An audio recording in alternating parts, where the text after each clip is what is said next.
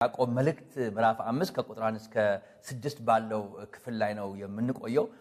በጣም አስገራሚ ክፍል ነው ይሄ ክፍል። በተለይ እንደምታውቁት በጣም ደፍሮ ባለጠጎችን የሞገተ ወንድማችን ያዕቆብ በጣም በሚገርም ሁኔታ ባለጠጎችን የሞገተበት ክፍል ነው ይሄ ክፍልና በጌታ ፍቅር በጌታ ስም እናነበውና ከዛ በኋላ ዋና ፖይንቶችን አሳያችኋለሁ። ሲጀምር ምንድነው የሚለው የያዕቆብ መልእክት ምዕራፍ 5 ይቅርታ ከቁጥር 1 እስከ 6 ያለውን ቃል ነው የምናነበው። አሁንም እናንተ ባለጠጎች ስለሚደርስባችሁ ጭንቅ ዋይ እያላችሁ አልቅሱ ብሎ ነው የጀመረው። ሀብታችሁ ተበላሽቷል፣ ልብሳችሁ በብል ተበልቷል፣ ወርቃችሁም ብራችሁም ዝጓል፣ ዝገቱ ምስክር ይሆንባችኋል፣ ስጋችሁም እንደ እሳት ይበላል፣ ለኋለኛው ቀን መዝገብን አከማችታችኋል። እነሆ እርሻችሁን ያጨዱት የሥራተኞች ደሞዝ በእናንተ ተቀምጦ ይጮሃል፣ የአጫጆችም ድምፅ ወደ ጌታ ጸባዖት ጆሮ ገብቷል። በምድር ላይ ተቀማጥላችኋል፣ በሴሰኝነትም ኖራችኋል፣ ለእርድ ቀን እንደሚወፍር ልባችሁን አወፍራችኋል። ቁጥር 6 ላይ ጻድቁን ኮናችኋል፣ ገላችሁማል፣ እናንተንም አይቃወምም ብሎ ነው የሚናገረው። ዛሬ እኔ በዋናነት ለማንሳት የምፈልገው በዚህ ክፍል ላይ ለግፈኛ ባለጠጎች የቀረበ መልእክት ብየዋል። በጣም ሲጀመር በራሱ ባለጠጋን መሞገት በጣም ከባድ ነው። እንግዲህ ባለጠጋ የሚለው ለጊዜው አንጻራዊ እናድርገው። ምክንያቱም አንድን ሰው ባለጠጋ ነው ሀብታም ነው ስንል ሚዛናችን ምንድን ነው? አንድ ሰው ሀብታም የሚባለው ምን ያህል ንብረት ሲያከማች ነው የሚለው በራሱ ብዙ አከራካሪ ነው። ምክንያቱም አንጻራዊ ስለሆነ ማለት ነው። ቢያንስ ግን ትንሽ ገንዘብ ያለው የራሱ ንብረት ያለው የራሱ ሀብት አለው የራሱ የሚያንቀሳቅሰው ነገር ያለው ከፍ ያለ ዝቅ የሚያለ ሰው የሚመለከት ነው። ነገር ግን በዚህ ክፍል ላይ ወንድማችን ያዕቆብን እኔ ሳይ ባለጠጋን እኮ በራሱ መሞገት ልክ አይደለም ማለት፣ ተሳስተሃል ማለት፣ የሰራኸው ነገር ልክ አይደለም ማለት እኮ በራሱ በጣም ጥሩ ቁመናን ይጠይቃል። በጣም በራስ መተማመንን ይጠይቃል። ምክንያቱም የሚያደርስብህ ነገር እጅግ በጣም ከባድና ምናልባትም ሕይወትህን ጭምር ሊያሳጣ ስለሆነ የሚያስችል ነገር ሊሆን ስለሚችል ባለጠጋን በራሱ ለመሞገት መምጣት እኔ በጣም ትልቅ ድፍረትና በአምላክ መመካት ነው የምለው። ምክንያቱም ባለጠጋን ማን ይናገረዋል? ባለጠጋ እኮ በአብላጫው መከበርን የሚፈልግ አይነት ነው። ነገር ግን ይሄ ዛሬ እኔ የማካፍላችሁ ክፍል ወይም ዋና ሐሳብ ግፈኞችን ነው የሚመለከተው። ይሄ በጣም አፈርግጠው ብዙ ዓመት ለፍተው ጨዋ በሆነ መንገድ ሀብት ያከማቹ ሀብት ያፈሩ ንብረት ያከማቹ ንብረት ያፈሩና ምናልባትም ባለጠጋ ብለን እኛ የምናያቸው ሰዎችን የሚመለከት አይደለም። ምክንያቱም እነሱ ግድ ነው። ምክንያቱም የሰራ ሰው አድ ያደርጋል፣ የሰራ ሰው ቫልዩ ይጨምራል። ይሄ የተለመደ ሊለመድም የሚገባ ትክክለኛ ነገር ነው። ወንድማችን ያዕቆብ ግን ስፔሲፊክ አድርጎ የሚናገረው ዋይ በሉ አልቅሱ፣ የጌታ ቀን ቅርብ ነው ይመጣባቸዋል ላላቸውና በጣም አደገኛ ለሆኑ ምናልባትም ግፈኞች ለሆኑ ለባለጠጎች የቀረበ መልእክት ስለሆነ በአንድም ሆነ በሌላ ይሄ የሚመለከታቸው ሰዎች ሊሞገቱ ይገባል። እኛም ደግሞ በእግዚአብሔር ታምነን ልንሞግታቸው ይገባል የሚለውን ሐሳብ ለማቅረብ ነው። ምክንያቱም ዓለም በአብላጫው የምትበጠበጠው ገንዘብ ባላቸው አገሮች ገንዘብ ባላቸው ሰዎች ነው።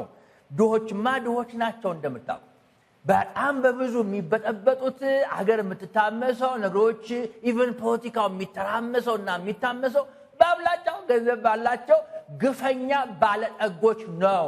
ስለዚህ እንደነኛ ይሄን ሰዎች በእግዚአብሔር ቃል ሊሞገቱ ይገባል የሚለውን ሐሳብ ለማቅረብ ነው። ስለዚህ ወንድማችን ሐዋርያው ያዕቆብ በዚህ ክፍል ላይ በዋናነት ያቀረበው ሲሞግታቸው በጣም ዋና ፖይንት ያሳያቸዋል። እኔ ግፈኛ ያልኳችሁ ልክ አይደላችሁ ምላችሁ መሞግታችሁ በምክንያት ነው የሚላቸው። ምክንያቱም በጣም መሰረታዊ የሆኑ ሐሳቦችን አስተዋል። በጣም መሰረታዊ የሆኑ ሊሞገቱም ይገባል። እኛም በምድራችን ላይ ያሉ ግፈኛ ባለጠጎችን ልንሞግታቸው ይገባል። ምክንያቱም በጣም ብዙ ግፈኛ ባለጠጎች ስላሉ በጽሁፋችን፣ በቃላችን፣ በስብከታችን፣ በትምህርታችን ልንሞግታቸው ይገባል ብዬ እኔ በግሌ አምናለሁ። ምክንያቱም ወንድማችን ያዕቆብ እንደዚህ አድርጎ ነው የሞገታቸው። እንደውም በጣም ከአምስቱ ምዕራፎች መካከል ኦልሞስት 3 ምዕራፎች ላይ ባለጠጎችን የተመለከተ ጉዳይ አንስቶ ሞግቷል። በጣም በዓላማ የሞገተ ይመስለኛል። ምንድነው እሱ ጸሐፊው ያቀረበው? ምን እያለ ነው የሚሞግታቸው? ባጭር ቃል 3-4 ፖይንቶች አሳይቷቸዋል። እኔ አትሊስት 3 ፖይንቶችን በዚህ ጉዳይ አሳያቸዋል።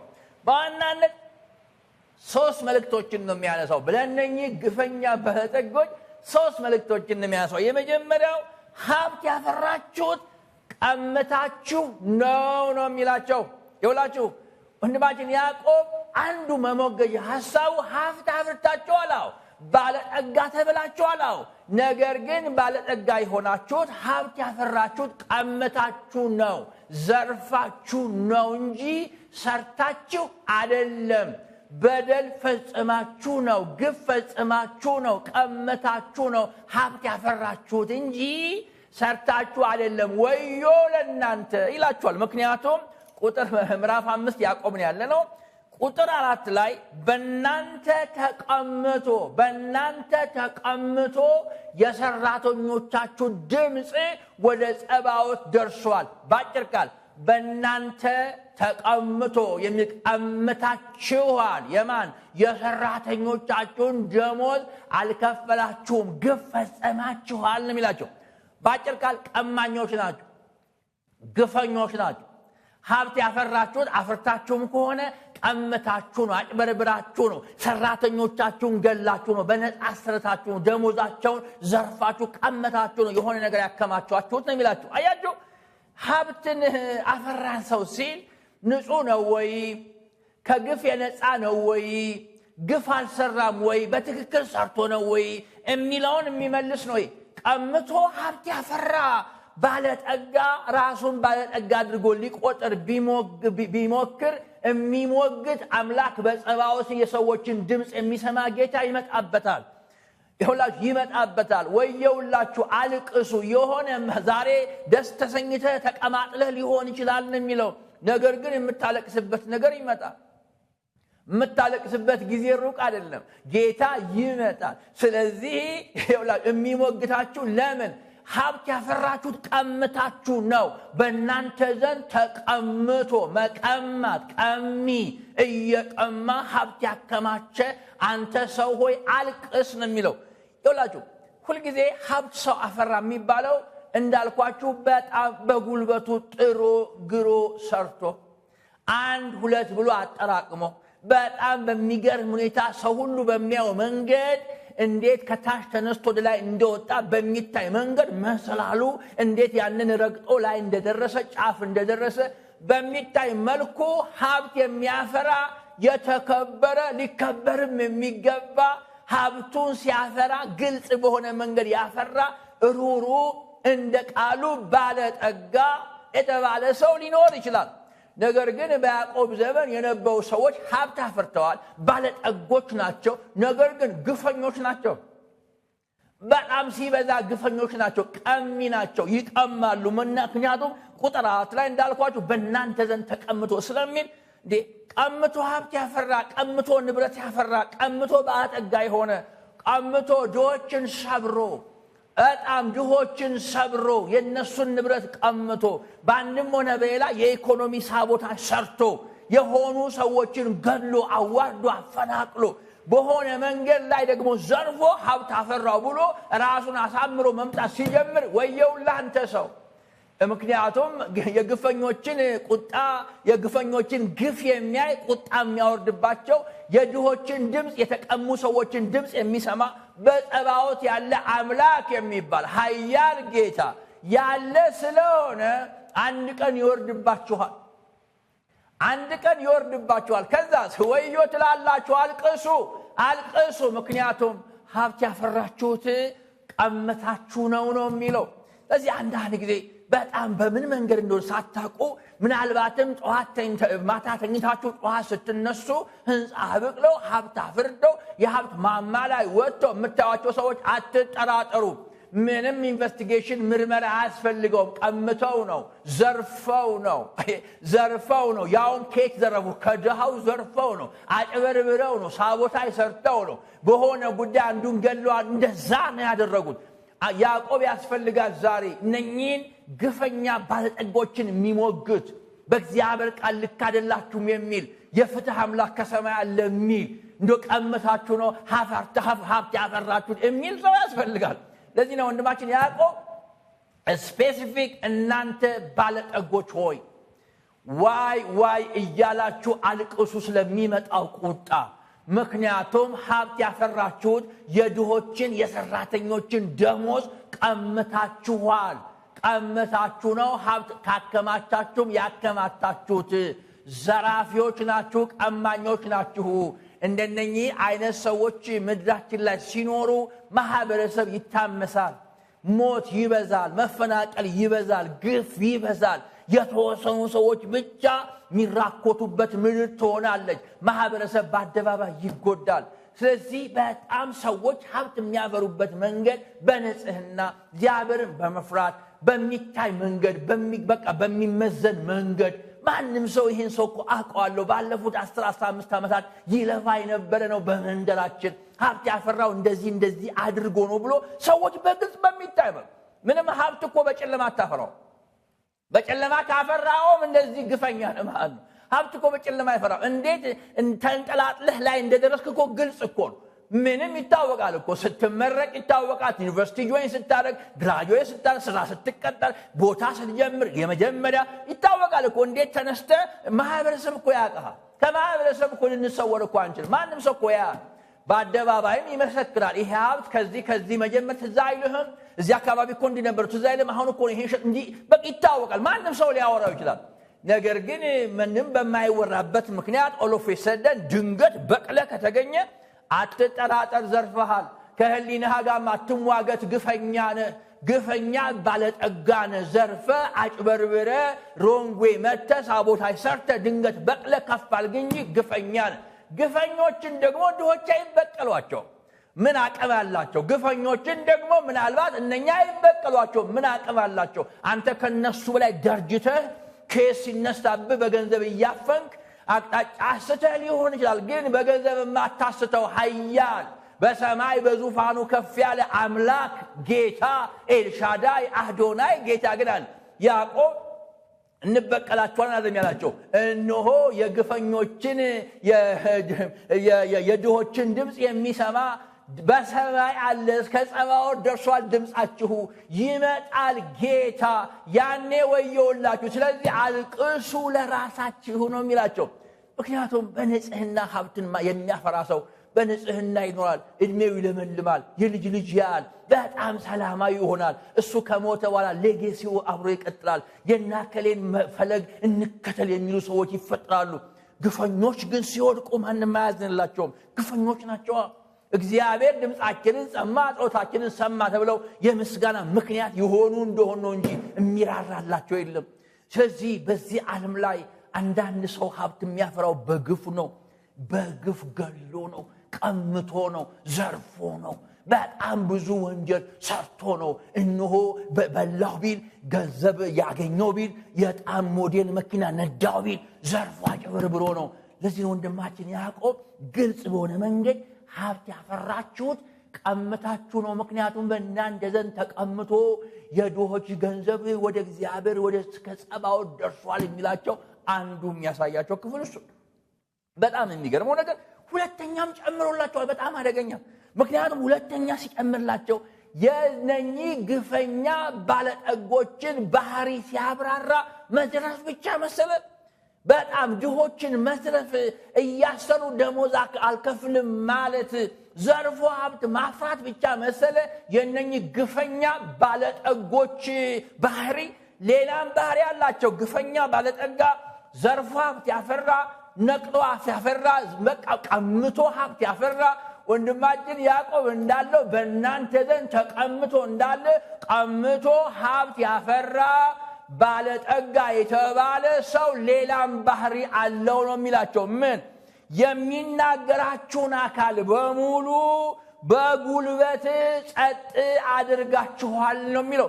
ምክንያቱም ሉክ ያዕቆብ ምዕራፍ 5 ቁጥር 6 ላይ ጻድቁን ገድላችኋል። ሉክ እንግዲህ አንድን ጻድቅ ሰው ምንም ወንጀል ያልሰራ ሰው ምናልባት ሲናገራቸው ልክ አይደላችሁም ሲላቸው አትዝረፉ ሲላቸው አትበድሉ ሲላቸው ግፍ አትስሩ ሲላቸው ሀብታችሁ ተራ ነው ተበላሽቷል ሲላቸው ጻድቁን ገድላችሁታል ምንም ወንጀል የሌለው የነሱን ሀብት ለማካበስ ሲሉ እነኚህ ግፈኛ ባለጠጎች ጻድቁን ሰው ኦነስት የሆነው ንጹህ የሆነው ምንም ያልበደለውን ሰው ገድላችሁታል ይላል እሱ ብቻ መስላችሁ እንዴ ይኸውላችሁ ጻድቁን ገድላችኋል እናንተንም አይቃወምም ይላል ይኸውላችሁ አንዱ ባህሪያቸው እሱ ጻድቁን ይገድላሉ ያስፈራራሉ አንዳች ነገር ያደርጉታል ጸጥ አሰኝታችሁታል ከዛስ እናንተን አይቃወምም ለምንድነው የማይቃወማችሁ እናንተ ጻድቅ ስለሆናችሁ ችግር ስለሌለባችሁ ሳይሆን እነሆ አንድ ሲቃወማችሁ እርምጃችሁ ብዙ ነው በገንዘባችሁ ረጅም ርቀት ትሄዳላችሁ ጻድቁን ትገድላላችሁ እነሆ ጸጥ አሰኝታችሁ እናንተን አይቃወምም ማን ይቃወማል አንተን ማን ይቃወማል እንዴ ለቃወም ሲሞክር ገጀራ ይዘት ትመጣለህ ለቃወም ሲሞክር ያንተን ሰው አስጠርተ ወደ እስር ቤት ታግዘኝ ይሆናል ለቃወም በሞክር ደጄ ድረስ መጣ አስፈራተ ብቻ ትመለስም ትገድለኛለህ ለቃወም በሞክር ያለህን መተ ትዘርፈኛለህ ከዚህ በኋላ ዚቄ አትኖርም እንደውም አንተ ከኛ ጋር እዚህ አካባቢ ለመኖር አትመጥንም ብለህ ግፍ ትሰራለህ እንዴ ጉልበት ብዙ ነው ኃይልህ ብዙ ነው ጻድቁን ሰው ንጹህን ሰው ምንም ያልበደለውን ሰው ትገድላላችሁ መግደላችሁን ተከትሎ ሰው እየፈራችሁ ሲመጣ እናንተን አይቃወምም እንዴ እናንተን አይቃወምም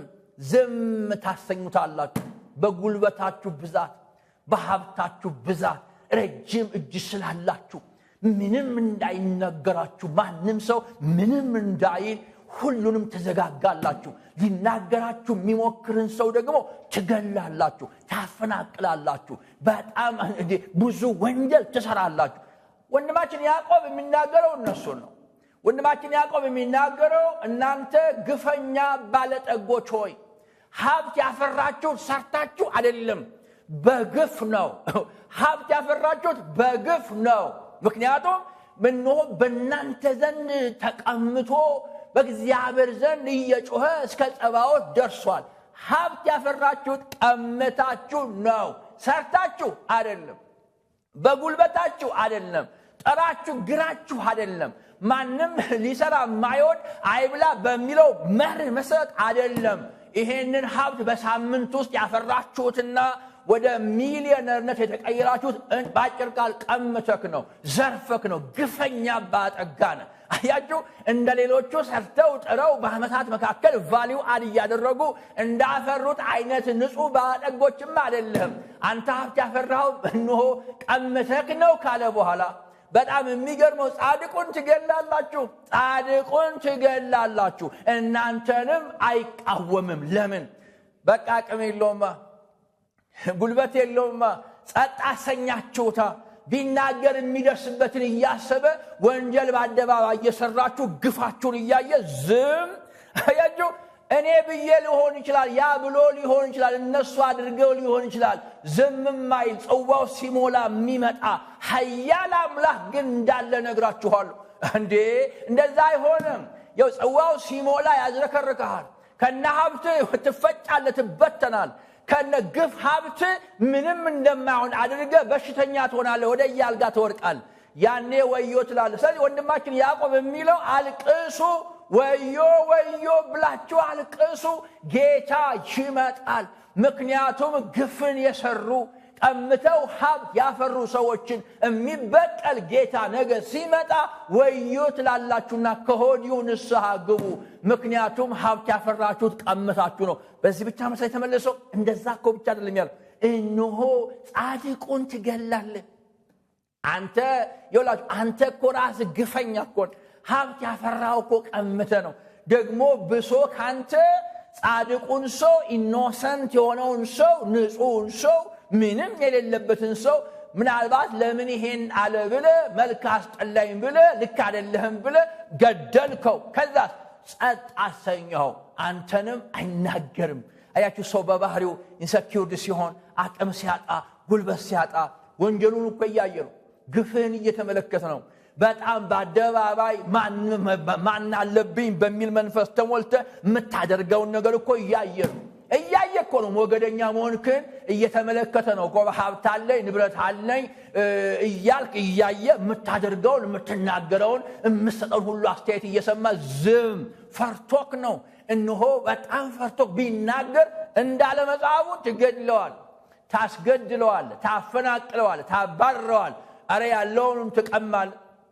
ዮቢን የሚሰማው እስከማይኖር ድረስ ሊሆን ይችላል እቺ ምድር አንፌር ነች አንዳንዴ ይሄንን ባይናችን እናያለን አንዳንድ ሰዎች በጣም ሀብት ያፈራ ቆጥቦ በትክክለኛው መንገድ ዋጋ ከፍሎ ሀብት ያፈራ ቫልዩ አድ ያደረገ ሰው አንዱ መገለጫው ትህትና ያውቃል ገንዘብ እንዴት ተለፍቶ እንደሚገኝ ስለሚያውቅ በጣም ያውቃል ትህትናም አለው አንዳንዱ ባለ ጸጋም ነው ያካፍላል አይደለም የድሆችን ያሰራቸውን ሰዎች ሊቀማ ይቅርና ያዝንላቸዋል ይራራላቸዋል እንደውም አልፎ ይረዳቸዋል ይደግፋቸዋል እነኚህ ግን ያዕቆብ የሚያነሳቸው ሰዎች ግን እንደዚህ አይደለም ያዕቆብ የሚያነሳቸው ሰዎች ግን ግፈኞች ናቸው ሀብት ያፈሩት ቀምተው ነው የድሆችን ንብረት ቀምተው የድሆችን ደሞዝ ቀምተው ነው እያስለቀሱ ነው ሀብት ያፈሩት እያስለቀስክ ሀብት አፍርተህ የሰዎችን ንብረት ዘርፈ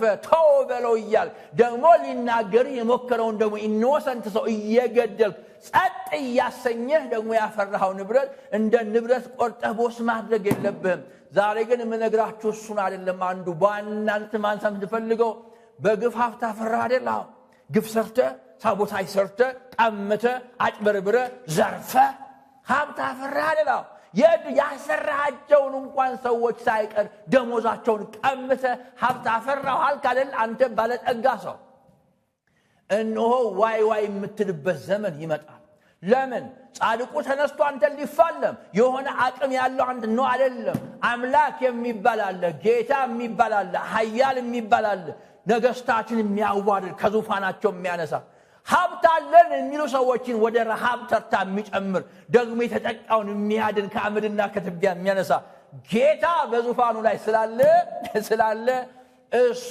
ሲመጣ ተቋቋመው ዘንድ አለ ያኔ ለደሃውና ለጻድቁ ገጀራ አስተገደልከው አይደል ማትነቀንቀው ደግሞ አምላክ ይመጣብሃል ያኔ ተራሮችን ደብቁኝ ትላለህ ያኔ ያከማቸው ገንዘብ በግፍ ያከማቸው ሀብት አያድንህም አይደብቅህም እኮ ነው የምልህ እግዚአብሔር ወደ በቁጣው ሲመጣ ያኔ ሸሽጉኝ የምትላቸው ጉዛን በሙሉ አንተን አይሸሽጉም ይሄንን ሰው አምኖ መመለስ ነው ያለበት ለዚህ ነው ወንድማችን ያዕቆብ ጩሁ በጊዜ ንስሐ ግቡ በጊዜ ዋይ በሉ በጊዜ ለምን ጌታ ይመጣል ይላችኋል ምዕራፍ 5 ያዕቆብ ቁጥር 7 ላይ ቁጥር 8 ላይ ጌታ ይመጣል ሲመጣ ቁጣውን አትችሉትም በጊዜ እንድትመለሱ አበረታታችኋለሁ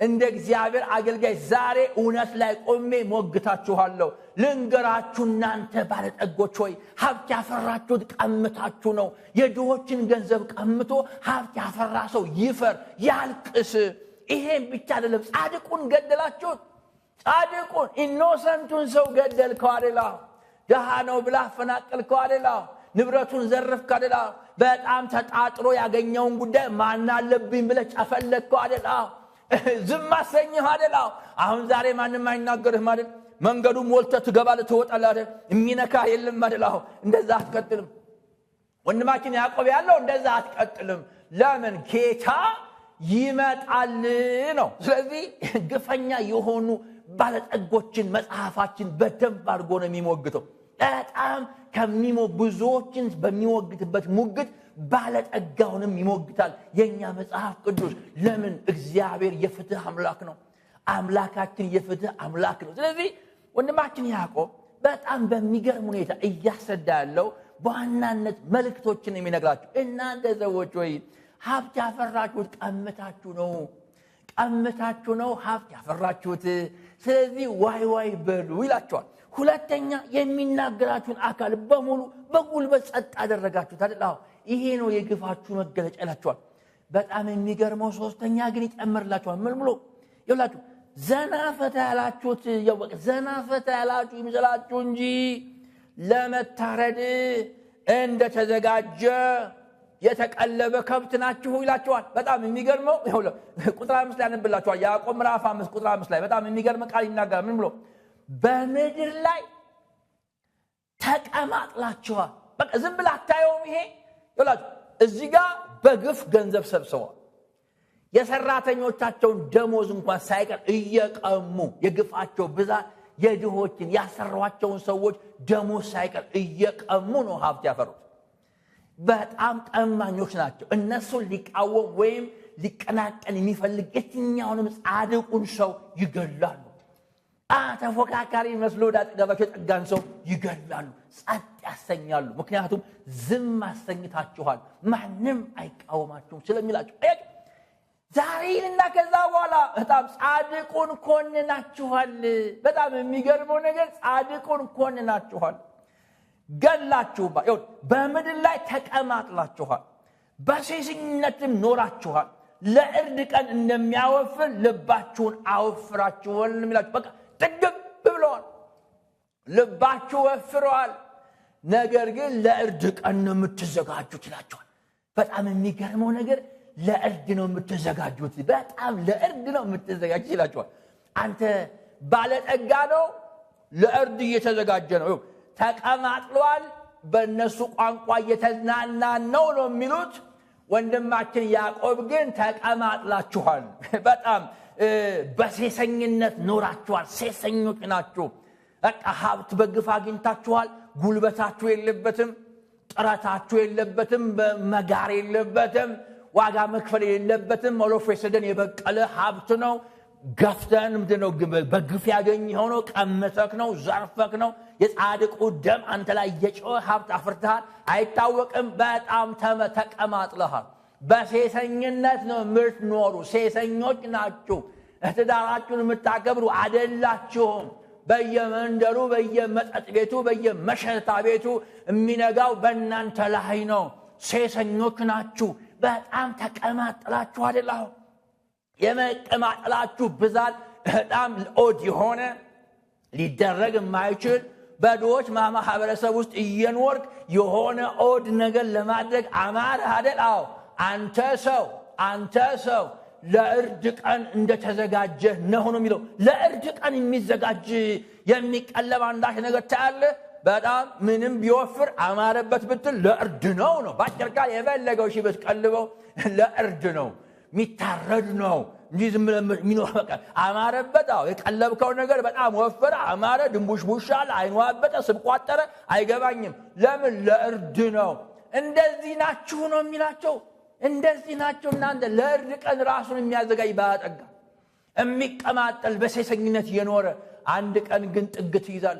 ለምን? አምላክ ይመጣል። ስለዚህ ወንድማችን ያዕቆብ ንጹህ የሆኑ እግዚአብሔርን የሚፈሩ ሀብታቸውን በጥረት ያገኙ አድ ያደረጉ ከትንሽ ጀምሮ ወደ ላይ የወጡ በጣም ንጹህ እግዚአብሔርን የሚፈሩ የሚያከብሩ ለሀገርም ግንባታ የሚጠቅሙ ማህበረሰብ የሚወዳቸው በጣም በማህበረሰብ መካከል እየታዩ ሀብት ያፈሩ የሚሸለሙ የሚደነቁ ናከል የሚባሉ በርካታ ባለጠጎች ምድራችን አላት።